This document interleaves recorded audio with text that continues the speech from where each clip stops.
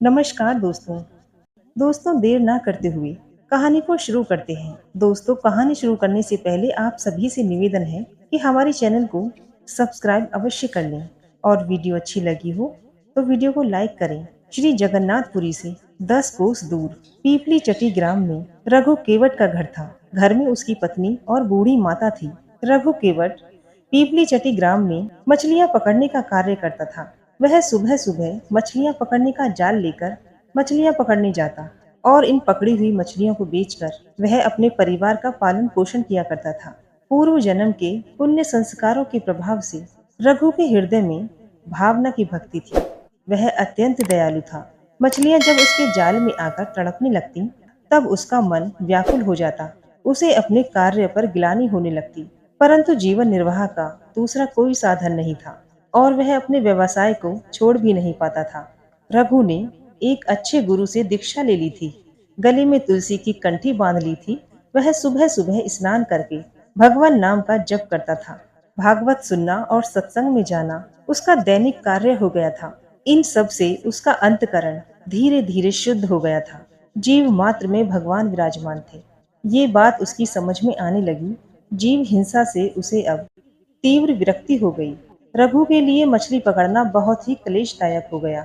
उसने इस काम को छोड़ दिया। कुछ दिन तो घर में संचित अन्न से काम चला, पर संचित था ही कितना।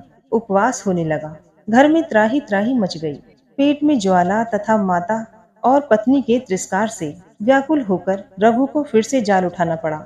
वह स्वयं तो भूख से प्राण दे सकता था, परंतु वृद्ध माता और पत्नी का कष्ट उससे सहा नहीं जाता था। वह पछताता और भगवान से प्रार्थना करता। एक दिन वह मछलियां पकड़ने तालाब पर गया।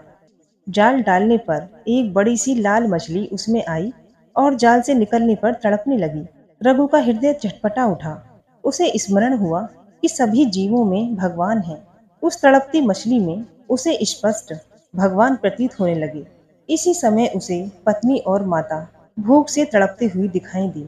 दुखी व्याकुल रघु ने मछली को जाल से निकाल कर पकड़ा और कहने लगा, मत्स्य रूपधारी हरि, मेरे दुख की बात सुनो। तुम्ही ने मुझे धीमर बनाया है। जीवों को मारकर पेट भरने के सिवा और मैं जीवन निर्वाह का कोई दूसरा उपाय नहीं जानता। इसलिए मैं तुम्हें मारने के लिए विवश हूँ। तुम हरि हो या कोई और, आज तुम मेरे हाथ से बचकर नहीं जा सकते। रघु ने दोनों हाथों से जोर से मछली का मुख पकड़ा और उसे फाड़ने लगा। सहसा मछली के भीतर से स्पष्ट शब्द आया, रक्षा कर नारायण, रक्षा कर। रघु चकित हो गया। उसका हृदय आनंद से भर गया। मछली को लेकर वह वन की ओर भागा। वहां पर्वत से बहुत से झरने गिरते थे। उन झरनों ने अनेक जलकुंड बना दिए थे। रघु ने एक कुंड में मछली डाल दी। रघु भूल गया कि वह कई दिन से भूखा है। भूल गया कि घर में माता तथा पत्नी उसकी प्रतीक्षा कर रही होंगी। वह तो कुंड के पास ही बैठ गया। उसके नेत्रों से दो झरने गिरने लगे। वह भरे कंठ से कहने लगा, प्रभु, आपने मुझे मछली के भीतर से नारायण नाम सुनाया। अब तुम दर्शन क्यों नहीं देते? तुम्हारी आवाज इतनी मधुर है तो तुम्हारी छवि कितनी सुंदर होगी। मैं तुम्हारा दर्शन पाए बिना अब यहाँ से नहीं उठूंगा। रघु को वहां बैठे बैठे 3 दिन हो गए। वह नारायण नारायण रट लगाए हुए था। नारायण में तन्मय था। उसके मुख में जल की एक बूंद भी नहीं गई। उसे दिन रात का पता ही नहीं था। सदा भक्ति की खोज खबर रखने वाले भगवान एक वृद्ध ब्राह्मण के वेश में वहां आए और पूछने लगे, अरे तपस्वी, तू कौन है? तू इस निर्जन वन में क्यों आया है और यहाँ कब से बैठा है? तेरा नाम क्या है? रघु का ध्यान टूटा। उसने ब्राह्मण को प्रणाम करके कहा, महाराज, मैं कोई भी हूँ, आपको मुझसे क्या प्रयोजन है? बातें करने से मेरे काम में विघ्न पड़ता है। आप पधारें। ब्राह्मण ने तनिक हंस के कहा, मैं तो चला जाऊंगा, पर तू सोच तो सही कि क्या कोई मछली मनुष्य की बोली बोल सकती है? तुझे भ्रम हो गया है। जब उस मछली में कुछ है ही नहीं तो तुझे किसके दर्शन होंगे? तू क्यों यहाँ व्यर्थ बैठा है? घर चला जा। रघु ब्राह्मण की बात सुनकर चौंक पड़ा। उसने समझ लिया कि मछली की बात जानने वाले ये सर्वज्ञ मेरे प्रभु ही हैं। वह बोला, भगवान, सब जीवों में परमात्मा ही है। ये बात मैं जानता हूँ। मछली के शरीर से वे ही बोलने वाले हैं। मैं बड़ा पापी हूँ। मैंने जीवों की हत्या की है। क्या इसलिए आप मेरी परीक्षा ले रहे हैं? आप ही तो नारायण हैं। आप प्रकट होकर मुझे दर्शन क्यों नहीं देते? मुझे क्यों तरसा रहे हैं नाथ? भक्त की प्रेम भरी प्रार्थना सुनकर कृपा सागर प्रभु अपने दिव्य चतुर्भुज रूप में प्रकट हो गए। रघु तो उस अद्भुत राशि को एकटक देखता रह गया और आंसू बहाता हुआ प्रभु के चरणों में लौटने लगा। भगवान ने उसे भक्ति का आशीर्वाद देकर और भी वर मांगने को कहा। रघु ने हाथ जोड़कर कहा, प्रभु आपके दर्शन हो गए और आपने भक्ति का आशीर्वाद भी दे दिया। फिर अब मांगने को क्या रहा? परंतु आपकी आज्ञा है तो मैं एक छोटी सी वस्तु मांगता हूँ। जाति से धीवर हूँ, मछली मारना मेरा पैतृक स्वभाव है। मैं यही वरदान मांगता हूँ कि मेरा यह स्वभाव छूट जाए। पेट के लिए भी मैं कभी हिंसा न करूँ। अंत समय में मेरी जीभ आपका नाम रटती रहे और आपका दर्शन करते हुए मेरे प्राण निकल जाएं। भगवान ने रघु के मस्तक पर हाथ रखकर कहा, तथास्तु, और अंतर ध्यान हो गए। भगवान का दर्शन पाकर रघु संपूर्ण बदल गया और वह भगवान नाम का कीर्तन करता हुआ घर चला गया। दोस्तों, जैसे ही वो अपने गांव में आया, गांव के लोगों ने उसे धिक्कारा कि माता और स्त्री को निराधार छोड़कर वह भाग गया था। गांव के जमींदार ने दया करके बेचारी स्त्रियों के लिए अन्न का प्रबंध कर दिया था। रघु ने उसे भगवान की दया ही माना। यदि वह घर पर रहता तो जमींदार या कोई और व्यक्ति उसे या उसके परिवार को एक छटाक भी अन्न देने वाला नहीं था। अब वह रोजाना प्रातः शौच स्नान आदि से निर्वस्त्र होकर भगवान का भजन करता और फिर कीर्तन करता हुआ गांव में घूमता रहता। अब लोग उसे बिना मांगे ही बुलाकर अनेक पदार्थ दे देते। यह उस अंतर्यामी की ही प्रेरणा थी। रघु को प्रतिदिन परिवार के तीनों सदस्यों के भोजन जितनी सामग्री बिना मांगे ही मिल जाती, रघु उसे ले जाकर माता को दे देता। पुत्र को इस प्रकार उस छोटे से गांव में बिना मांगे आवश्यक भोजन सामग्री मिलते देखकर माता के मन में बड़ा आश्चर्य होता और आनंद भी होता। माता और पत्नी मिलकर भोजन बनाती। ठाकुर जी को भोग लगाकर प्रसाद रूप में तीनों प्राणी उसे पाकर प्रसन्नता पूर्वक भगवान का भजन करते। इस प्रकार अनायास उसका और उसके परिवार का पालन पोषण होने लगा। उसकी माता तथा पत्नी भी अब भजन में लग गईं। अब रघु भजन के प्रभाव से पूरा साधु हो गया था। दिन रात उसका मन भगवान में लगा रहता था। वह नाम कीर्तन करते करते बेसुध हो जाता था। भक्त रघु अब पूर्ण साधु स्वभाव को प्राप्त हो गया था। किसी से कुछ भी कहना सुनना नहीं, किसी के मन में द्वेष हो ऐसी कोई भी चेष्टा नहीं करनी। दिन रात श्री हरि का नाम कीर्तन करना और भगवान में मन लगाए रखना, यही उसका काम था। नाम कीर्तन करते करते रघु को प्रेम समाधि हो जाया करती थी। गांव के कुछ दुष्ट बालक रघु को छेड़ते, उसके पीछे पीछे दौड़ते, परंतु रघु कुछ भी जवाब नहीं देता। इससे लड़कों का साहस और भी बढ़ गया। कुछ बदमाश लड़के उसे गालियां देने लगे और एक दो ने तो मिट्टी के डेले भी फेंकने शुरू कर दिए थे। रघु पहाड़ के समान अचल था, कोई कुछ भी करे। उस प्रभु प्रेम में डूबे हुए रघु को तो कुछ पता ही नहीं था। रघु की ऐसी स्थिति हो गई थी कि जब उसे बाह्य ज्ञान रहता था तब भी उस पर गालियों का और मार का उस पर कोई असर नहीं होता था। क्रोध, लोभ और दुख मानो उसके हृदय से सदा के लिए बहिष्कृत हो गए थे। रघु की इस उदासीनता से लड़कों का उपद्रव बहुत बढ़ गया। बिना कारण ही रघु को सताना और मारना गांव के आवारा लड़कों के मनोरंजन का सहज साधन बन गया था। रघु कहीं भी जाता तो लड़कों की टोली अपना काम करती हुई उसके पीछे रहती। रघु कहीं भी जाता तो लड़कों की टोली अपना काम करती हुई उसके पीछे रहती। भले लड़के तो केवल हंस हंस कर ही रह जाते, परंतु बदमाशों को धूल फेंके और डिला मारे बिना आनंद नहीं आता। गांव के भले लोग लड़कों को ऐसा करने से रोकते। जो अच्छे लड़के होते वे तो अलग हो जाते, परंतु ढीठ लड़के किसी की भी नहीं मानते थे। एक दिन रघु गांव से भीख लेकर अपने घर की ओर जा रहा था।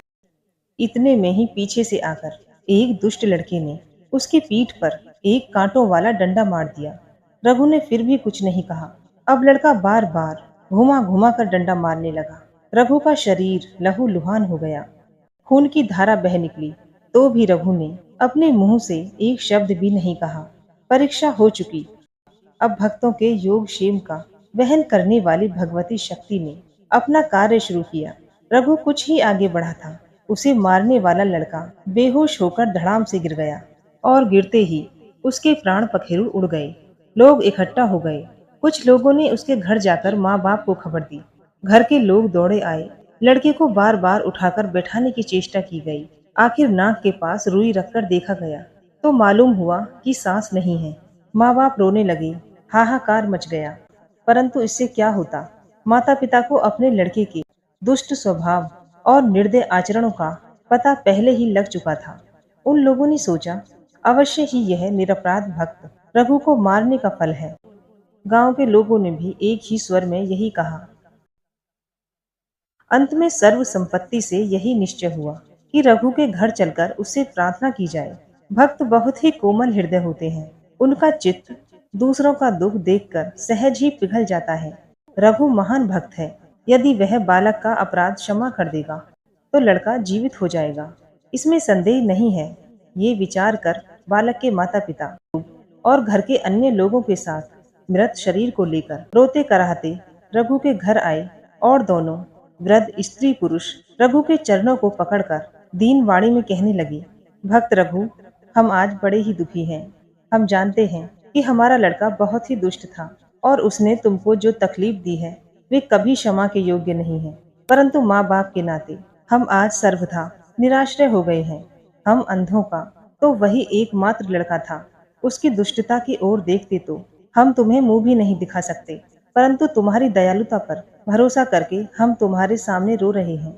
अब तुम अपनी ओर देखकर इस अज्ञानी बालक का अपराध क्षमा करो और इसे प्राण दान दो। ये बच्चा नहीं जिएगा तो हम दोनों भी नहीं जी पाएंगे। तुम भक्त हो, तुम्हारे कोई शत्रु नहीं है, फिर इस बालक पर इतनी कठोरता क्यों की गई? रघु वृद्ध दंपत्ति को चरणों में पड़ते देखकर और उनका करुण कुंदन सुनकर चकित सा रह गया। उसे अब तक यही मालूम नहीं था कि उसे मारने वाला लड़का मर गया है। अब सारी बात समझकर रघु ने कहा कि ये आप क्या कर रहे हैं? मैं अधम केवट हूँ, मेरे पैरों में हाथ न लगाइए। यह कहकर रघु ने बड़ी ही विनम्रता के साथ उन्हें उठाकर बैठाया और कहा, ये आप क्या कर रहे हैं? मैंने तो कभी नहीं चाहा कि आपका बालक मर जाए। यदि मेरे कारण ही उसकी मृत्यु हुई है तो मैं ही बड़ा अपराधी हूँ। मेरे इस अपराध से कैसे छुटकारा होगा? ये सच है कि उसने मुझे मारा था, परंतु उसमें उसका क्या कसूर था? निजकृत कर्म रूपी कारण हुए बिना ईश्वर के राज्य में किसी को कोई दंड नहीं मिलता। मुझे जो शारीरिक दंड मिला ये अवश्य ही मेरे किसी पूर्व जन्म का फल है। वह तो बेचारा मूर्खतावश निमित्त बन रहा था।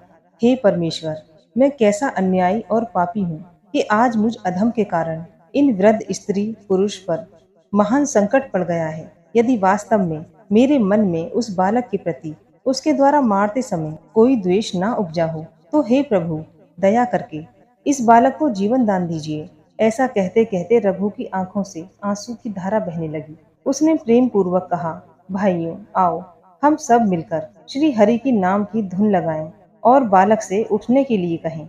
इतना सुनकर सबने मिलकर हरि कीर्तन आरंभ किए। मृतक बालक के चारों ओर घूम घूम कर गांव के सब लोग कीर्तन करने लगे। रघु केवट प्रेम में पागल होकर नाचने लगा और सब लोग मिलकर बालक को पुकार पुकार कर उठ बैठने के लिए कहने लगे। भक्त की श्रद्धा, भगवान नाम के महात्म्य और भक्त वत्सल भगवान की कृपा के प्रभाव से देखते ही देखते बालक अंग मोड़कर नींद से जागने की भांति उठ बैठा। बालक को जीवित देखकर माता पिता को जो आनंद हुआ उसकी कोई सीमा नहीं है। अब सभी लोग प्रेम मतवाले होकर परम उल्लास के साथ हरि ध्वनि करने लगे। दुष्ट बालक की भी मति बदल गई। वह भी हरि कीर्तन में मस्त हो गया। आनंद का सागर उमड़ पड़ा। सब लोग प्रेम आनंद का पान करके मस्त हो गए। कुछ समय के बाद रघु ने सबको भगवत प्रेम का उपदेश प्रदान करके अपने अपने घर जाने को कहा। लोग विस्मय और आनंद में डूबे हुए घरों को लौटे।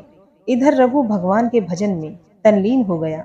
भगवान भजन के प्रताप से रघु में इतनी शक्ति आ गई कि उसके मुंह से जो भी निकल जाता वही सत्य हो जाता। होते होते दूर दूर तक रघु केवट की ख्याति फैल गई। सभी लोग उसे महान भक्त और वचन सिद्ध महात्मा मानने लगे। ख्याति बढ़ने के साथ ही भिन्न भिन्न कमाने वाले दर्शनार्थी स्त्री पुरुषों की भीड़ उसके घर आने लगी। रघु इस प्रपंच से घबरा गए। मान प्रतिष्ठा उन्हें विष सी लगती थी। वह घर छोड़कर वे अब निर्जन एकांत स्थान में रहने लगे और 24 घंटे केवल और केवल श्री भगवान के भजन में बिताने लगे। अपने आराध्य प्रभु के प्रेम में मग्न हुआ रघु सब प्रकार से निश्चिंत होकर। वास्तव में प्रतिष्ठा और प्रसिद्धि भजन के प्रधान शत्रु हैं। जो प्रभु को भजना चाहते हैं, जो प्रभु को प्राप्त करना चाहते हैं, उनके लिए तो यह बहुत ही हानिकारक है। परंतु सिद्ध पुरुषों के लिए प्रतिष्ठा और प्रसिद्धि का त्याग ही परम आदर्श माना जाता है। जो साधक प्रतिष्ठा के चक्कर में पड़ जाते हैं, उनका भजन ध्यान बिल्कुल छूट जाता है। वे भगवत प्राप्ति के मार्ग से सर्वथा गिरकर बहुत दूर चले जाते हैं। रघु केवट बड़ा भाग्यवान था। उसने इस लोक प्रतिष्ठा को विष के समान समझकर सर्वथा त्याग कर दिया। एक दिन रघु को लगा कि मानो नीलाचल नाथ श्री जगन्नाथ जी उनसे भोजन मांग रहे हैं।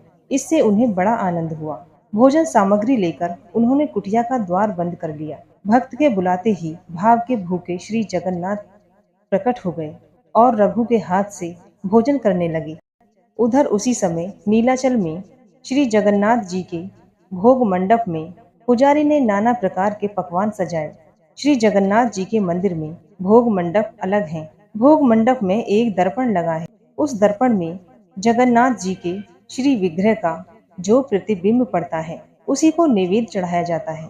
सब सामग्री आ जाने पर पुजारी जब भोग लगाने लगा, तब उसने देखा कि दर्पण में प्रतिबिंब तो पड़ता ही नहीं है। दर्पण जहाँ का तहाँ था, बीच में कोई आड़ भी नहीं थी, पर प्रतिबिंब नहीं पड़ रहा था। घबराकर वह राजा के पास गया। उसने कहा, महाराज, नैवेद्य में कुछ दोष लगता है, इसलिए श्री जगन्नाथ स्वामी उसे स्वीकार नहीं कर रहे हैं। अब क्या किया जाए? श्रद्धालु राजा ने स्वयं देखा कि दर्पण में प्रभु का प्रतिबिंब नहीं पड़ रहा था। उन्हें बहुत दुख हुआ। वे कहने लगे, पता नहीं मुझसे क्या अपराध हो गया है कि मेरी सामग्री से अर्पित भोग प्रभु स्वीकार नहीं कर रहे हैं। मुझसे कोई अपराध हुआ हो तो प्रायश्चित करने को मैं तैयार हूँ। राजा प्रार्थना करते हुए दुखी होकर भगवान के गरुड़ ध्वज के पास जाकर भूमि पर लेट गए। भगवान की लीला से लेटते ही उन्हें नींद आ गई। उन्होंने स्वप्न में देखा कि प्रभु कह रहे हैं कि राजा, तेरा कोई अपराध नहीं, तू दुखी मत हो। मैं लीलाचल में था ही नहीं, तब प्रतिबिंब किसका पड़ता? मैं तो इस समय पीपली चटी ग्राम में अपने भक्त रघु केवट की झोंपड़ी में बैठा हुआ उसके हाथ से भोजन कर रहा था। वह जब तक नहीं छोड़ता, मैं यहाँ आकर तेरा नैवेद्य कैसे स्वीकार कर सकता हूँ? यदि तू मुझे बुलाना चाहता है तो मेरे उस भक्त को उसकी माता तथा स्त्री के साथ यहाँ ले आ। यहीं उनके रहने की व्यवस्था करो। इसके बाद राजा का स्वप्न टूट गया। वे एकदम खड़े हो गए और घोड़े पर बैठकर शीघ्रता से पीपली चटी गांव पहुंचे। गांव वालों से पूछकर रघु केवट की झोपड़ी का पता लगाया। जब कई बार पुकारने पर भी द्वार ना खुला, तब उन्होंने स्वयं बल लगाकर द्वार खोला। कुटिया का दृश्य देखते ही वे मूर्ति की भांति हो गए। रघु सामने भोजन रखे में से किसी को ग्रास दे रहा है। राजा को वहां रघु दिखाई देता है, अन्न दिखाई देता है, पर ग्रास लेने वाला मुख दिखाई नहीं देता। राजा चुपचाप खड़े रहे। वह अज्ञात मुख तो जिसे कृपा करके वह दिखाना चाहते हैं, वही बड़ा भागी देख सकता है। सहसा प्रभु अंतर्ध्यान हो गए। रघु जल से निकली मछली की भांति तड़पने लगा। राजा ने अब उसे उठाकर गोद में बैठा लिया। जब रघु होश में आया तो उसने देखा कि वह राजा की गोद में है। यह देखकर रघु चकित हो गया। जल्दी से उठकर वे राजा को प्रणाम करने लगा। उन्हें रोककर सोमपुरी नरेश ने उनके चरणों में प्रणाम किया। श्री जगन्नाथ की आज्ञा सुनकर रघु ने नीलाचल चलना स्वीकार कर लिया। माता तथा पत्नी के साथ वे जगन्नाथपुरी आए। उनके नीलाचल पहुंचते ही भोग मंडप के दर्पण में श्री जगन्नाथ जी का प्रतिबिंब दिखाई पड़ा। राजा ने श्री जगन्नाथ जी के मंदिर से दक्षिण ओर रघु के लिए घर की व्यवस्था कर दी। वहां आवश्यक सामग्री भिजवा दी। रघु अपनी माता और पत्नी के साथ भजन करते हुए जीवन पर्यंत वहीं रहे। दोस्तों, आपको ये कहानी कैसी लगी? कमेंट करके जरूर बताइएगा। मिलते हैं अगली कहानी के साथ।